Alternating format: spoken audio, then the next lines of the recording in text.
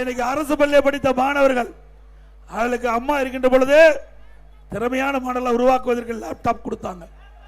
அதையும் நிறுத்திட்டாங்க.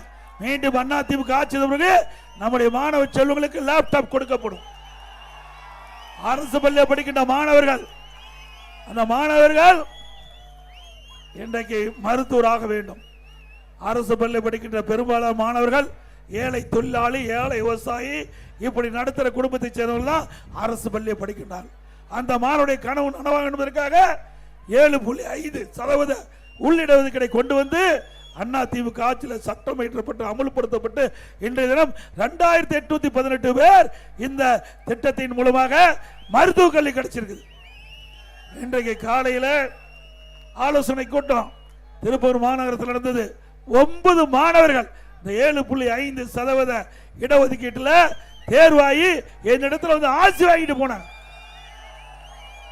ஏழைகளை காக்கின்ற அரசு என்பதற்கு இதுவே உதாரணம்.